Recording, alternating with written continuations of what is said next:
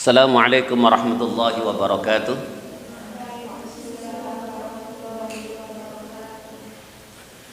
Ila hadrati Nabil Mustafa sallallahu alaihi wasallam, thumma ila hadrati akhwanihi minal anbiya'i wal mursalin wal awliya'i wasyuhada'i was salihin wal ulama'i lamilin, thumma arwahil muslimin wal muslimat wal mu'minin wal mu'minat min masyariqil ardi ila magharibiha barriha wa bakhriha, khususan aba'ana wa ummahatina wa ajdadana wa jaddatina wa masyayikhana wa masyaikha masyayikhina wa nahusul khusus ila hadrati ruhi Syekh Ahmad bin Ali bin Hajar al-Asqalani wa Syekh Abdul Karim wa Syekh Ahmad Marzuki wa Syekh Makhrus Ali wa Syekh Ahmad Idris Marzuki wa Syekh Imam Yahya Makhrus wa Syekh Abdul Aziz Mansur wa Syekh Maftuh Bastul Birri wa Syekh Masum Jauhari, thumma ila hadrati ruhi Syekh Mansur Adnan wa Syekh Abdul Malik Safi wa Syekh Abdul Malik Bahri wa Syekh Karmani Anwar wa Syekh Ilham Nadir wa Syekh Halimi Samsuri wa Syekh Halimi Turmudi wa Syekh Sigit Wali wa Syekh Ahmad Udari wa Syekh Bambang Suprayogi, thumma ila hadrati ruhi Syekh Masrukhin wa Syekh Abdul Hafiz Satori wa Syekh Farhan wa Syekh Masum wa Syekh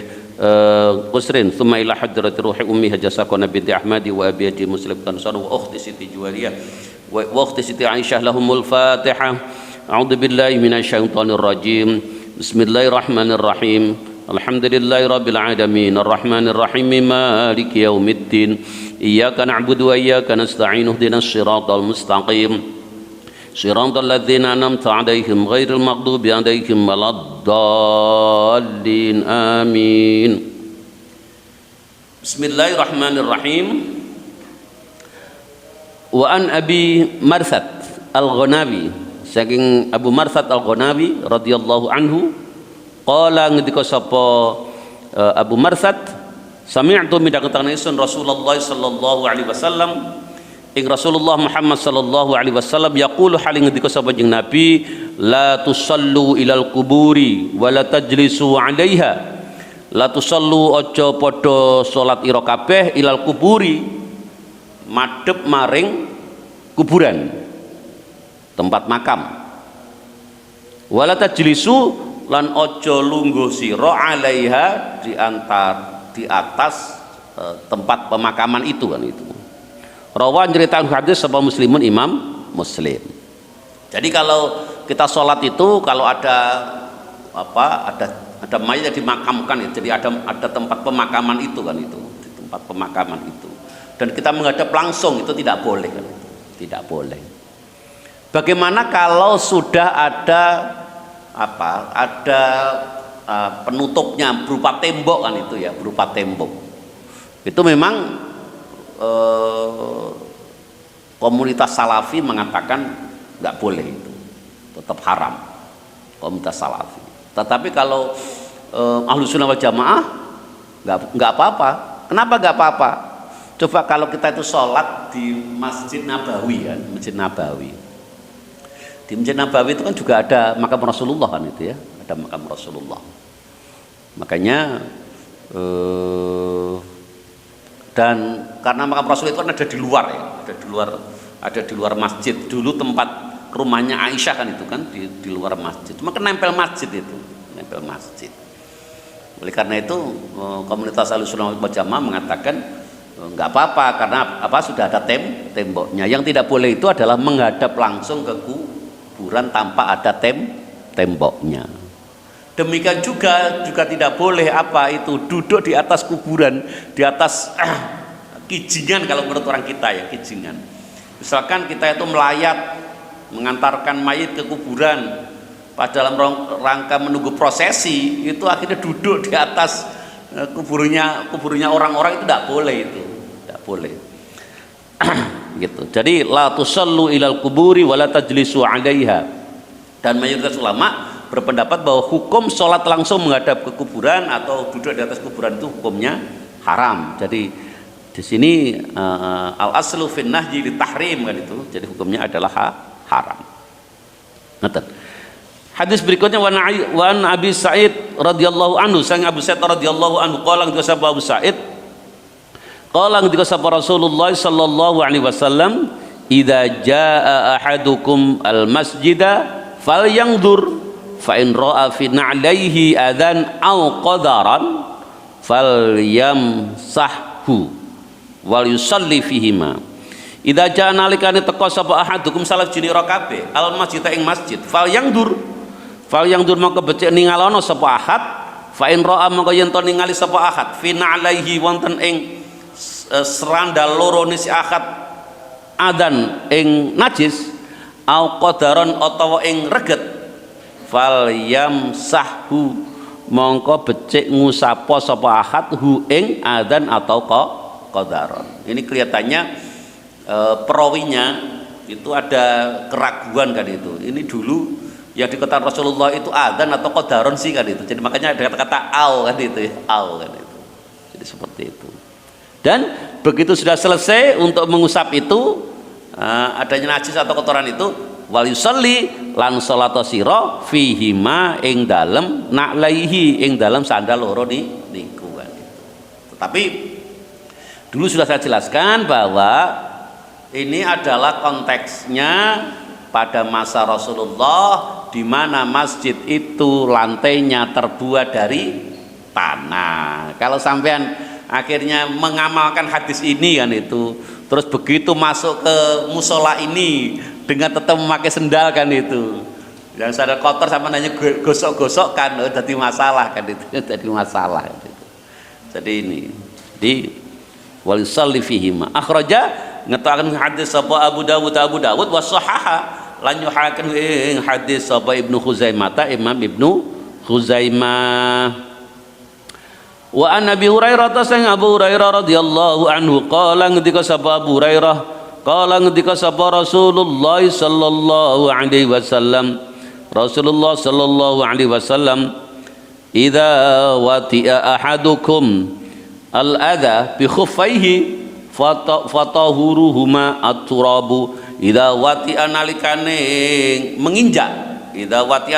menginjak sapa ahadukum salah siji ira kabeh al-adha ing reget atau ing najis bi khuffaihi kelawan muzah lorone si ahad. Muzah niku napa? Muzah itu adalah sepatu slop, sepatu yang menutupi sampai ke mata kaki, itu namanya muzah.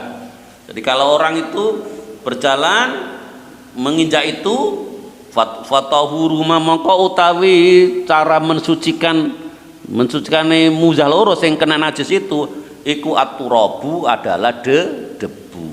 Jadi ini bahwa debu itu bisa digunakan untuk apa? Mensucikan ya, mensucikan adza. Walaupun ini masih menjadi perdebatan. Adza di sini itu maksudnya najis atau hanya kotoran kan itu ya. Najis atau hanya kotoran.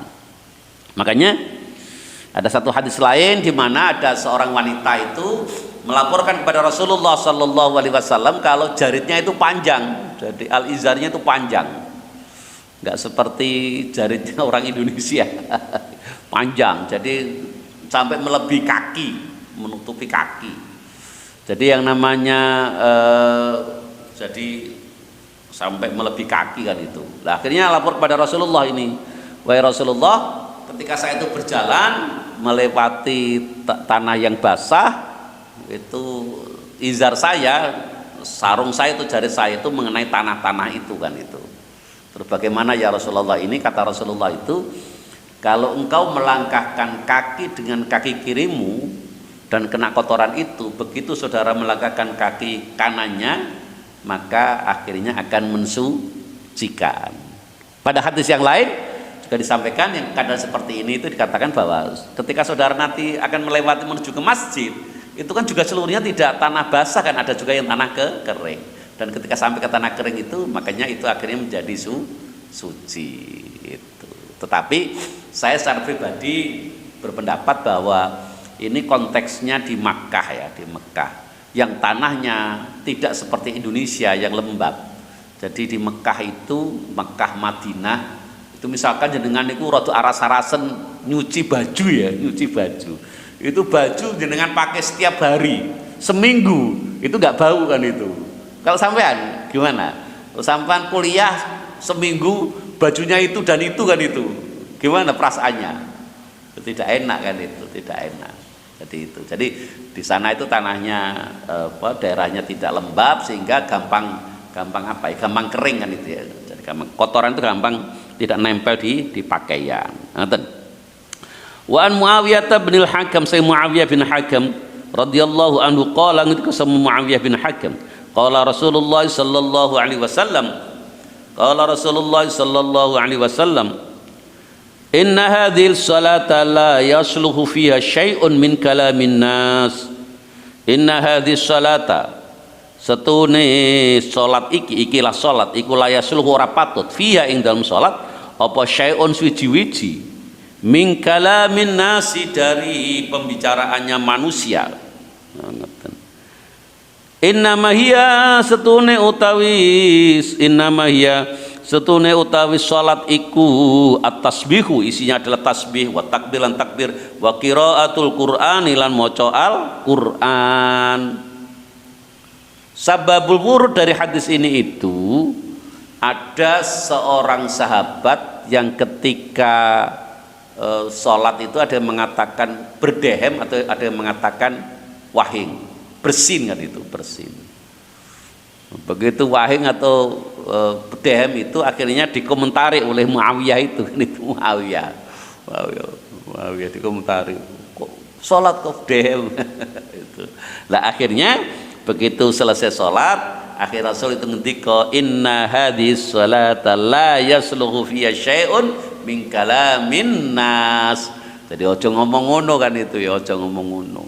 Lah terus gimana nanti kalau kita pas sholat ternyata ada tamu terus assalamualaikum warahmatullah kan itu. Dan nanti ada penjelasan di hadis berikutnya kan itu. Ada penjelasan itu kan itu. Tetapi pada intinya bahwa orang sholat itu tidak boleh sama ngomong kan itu, ngomong sama temennya kan itu.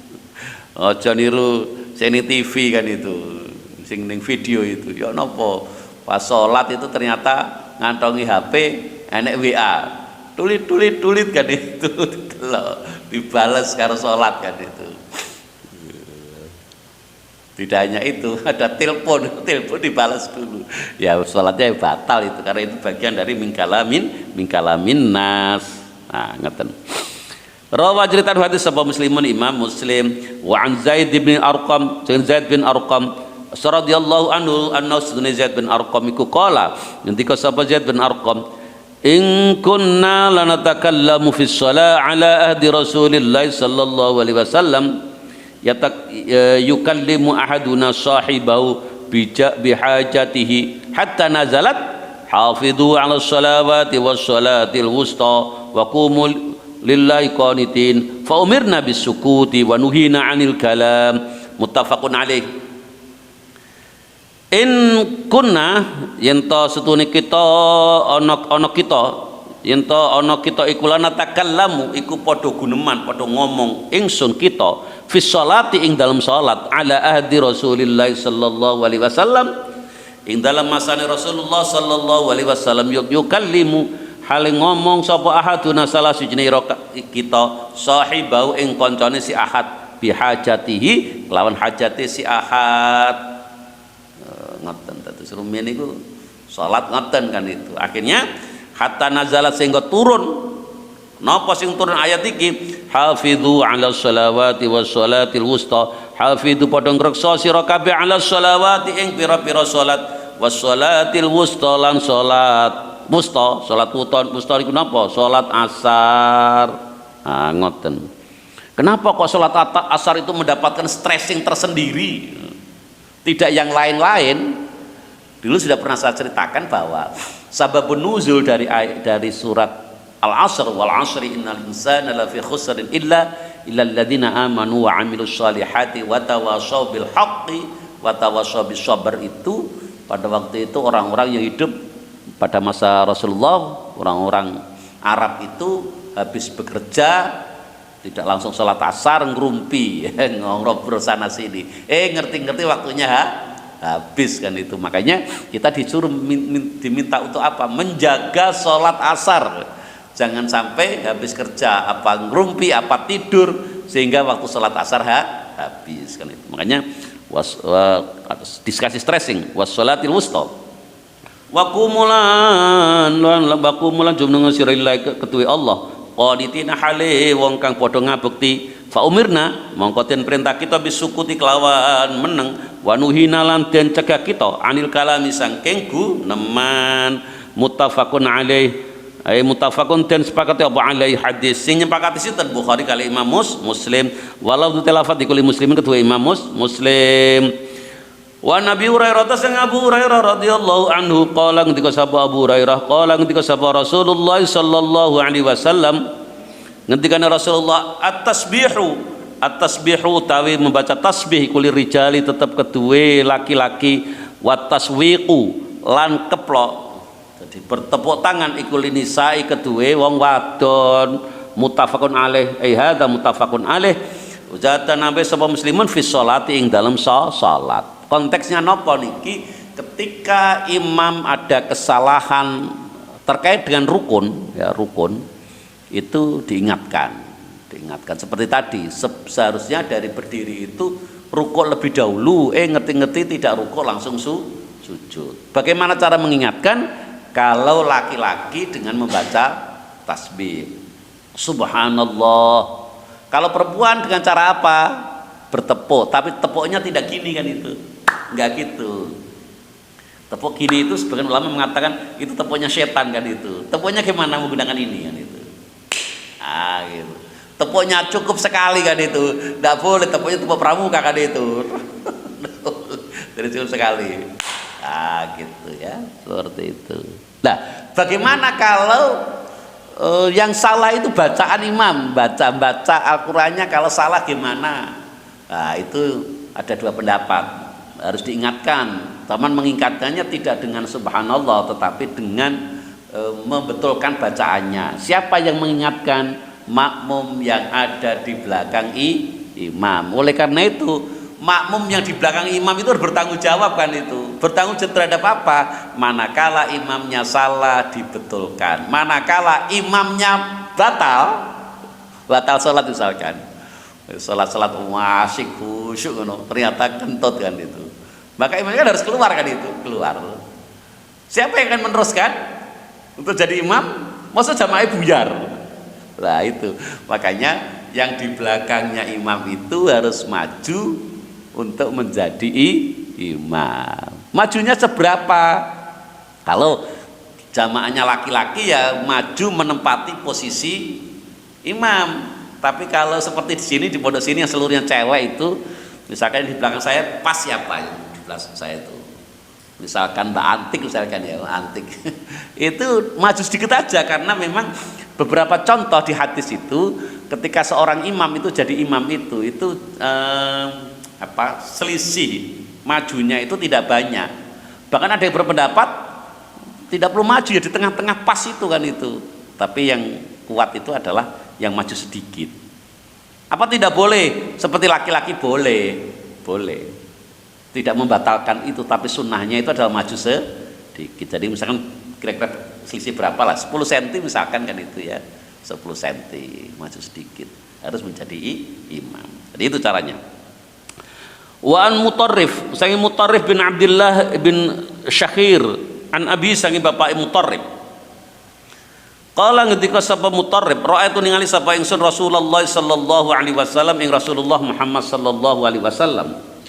Yusalli halis salat sapa Nabi wa fi sadrihi lan ing dalam dadane jeung Nabi azirun utawi swara umum, jadi bergemuruh kan itu ya. Jadi dadanya Rasulullah itu terdengar ada suara bergemuruh.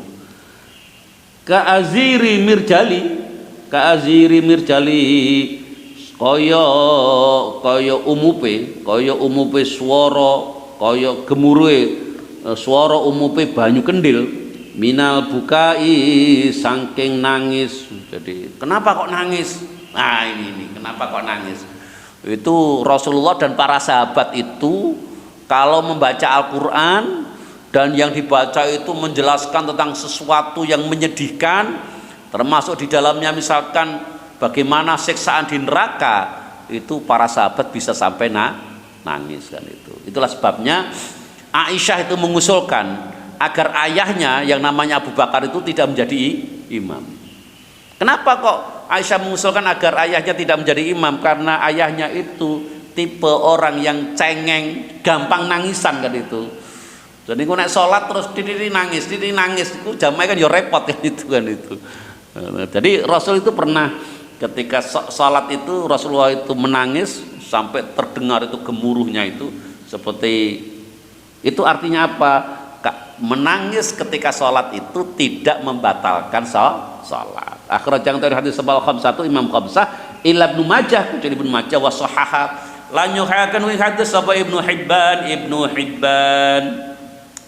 Wa Ali radhiyallahu anhu sang Ali radhiyallahu anhu qala ngendika sapa Ali kana ana iku li ketuwe ingsun mir Rasulillah sallallahu alaihi wasallam Nabi saking Nabi Muhammad sallallahu alaihi wasallam apa madkhalani apa nggon manjing loro fakuntu mongko ana sapa ingsun idza ataitu nalikane nekane ingsun ing Nabi wa wa halita Nabi ku sholli salat sapa jeneng Nabi tanah naha mongko dem sapa Nabi li kepada ingsun. Jadi ada dua jalan untuk sowan ke rumahnya Rasulullah, sebagaimana sering saya sampaikan bahwa rumahnya Rasulullah itu memang pintunya dua. Jadi rumah Rasulullah sangat sederhana kan itu. Terus kalau kita itu pengen itba Rasulullah secara total, termasuk dalam membuatkan rumah. Jadi rumah dalam keadaan kayak apapun rumahnya orang sekarang itu pasti lebih baik dibanding rumahnya Rasulullah kan itu. Jadi kita bersyukur kan itu, bersyukur dengan rumah-rumah kita yang ternyata lebih baik kan itu. Pakaian-pakaian kita juga sama lah itu. Pakainya istri Rasulullah kan juga sangat sederhana kan itu ya, sederhana. Jadi seperti itu. Nah, ketika Sayyidina Ali radhiyallahu anhu itu sowan ke rumahnya Rasulullah dan sholat, assalamualaikum warahmatullahi wabarakatuh kan itu. Dan ternyata ketika Ali itu salam kepada Rasulullah, ternyata Rasulullah dalam keadaan sholat. Cara jawab Rasulullah gimana? Dengan cara dehem untuk memberitahu kalau Rasulullah sedang sholat kan gitu. Caranya seperti itu. Apa nggak boleh dijawab gitu? Sana ada salat terus jawab Waalaikumsalam warahmatullahi wabarakatuh. Seperti itu tidak boleh. Ya kalau menurut di sini enggak kan itu. Jadi cukup untuk berdehem. Nah, ngeten rawahu ceritakan hadis sapa Anas bin Malik wa Ibnu Majah Imam Ibnu Majah wa Ibnu Umar radhiyallahu anhu sang Ibnu Umar radhiyallahu anhu qala ketika sapa Ibnu Umar qultu matur ingsun li Bilal maring Bilal kaifa ra'aitan nabiyya sallallahu alaihi wasallam yaruddu alaihim hina yusallimuna alaihi wa huwa yusalli. Nah, ini cara lain yang disaksikan oleh Bilal. Para sahabat bertanya kepada Bilal, kenapa kau tanya kepada Bilal? Karena Bilal itu adalah muadzinnya, muadzin yang senantiasa jamaah dan mengetahui bagaimana Rasulullah ketika menjadi imam. Kaifa kali kaya apa ra'aita ningali sapa sira an-nabiyya sallallahu alaihi wasallam ing Nabi Muhammad sallallahu alaihi wasallam yaruddu halin jawab sapa jeung Nabi alaihi ngatasi sahabat hina yusallimuna hale padha ulo salam sapa sahabat alaihi ngatasi jeung Nabi wa huwa hale utawi jeung Nabi iku yusalli dalam keadaan salat sapa jeung Nabi. Wahai Bilal, apa yang Anda lihat dari Rasulullah ketika ada tamu para sahabat itu sowan menghadap Rasulullah dan memberikan salam sementara waktu itu Rasul sedang sholat? Apa yang cara Rasulullah seperti cara menjawabnya?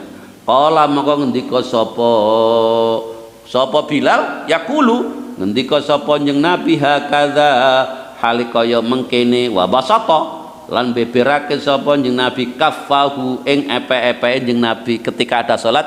Assalamualaikum warahmatullahi wabarakatuh. Jawabannya gini, ngeten tok. Gini itu dengan catatan apa? Dengan catatan yang ulo salam itu melihat kita sedang sholat. Tapi nek sampean salate iku ning kamar, terus nggak mungkin tamunya tahu kalau kita sedang sholat. Tadi jawabnya gimana tadi? Kita menggunakan hadisnya Ali bin Abi Thalib. Jadi assalamualaikum dijawab ikut tambah lucu enggak nih? Itu adalah mengikuti apa yang dicontohkan oleh Rasulullah. Tapi pada dasarnya berdehem atau mengangkat tangan itu tidak membatalkan sholat.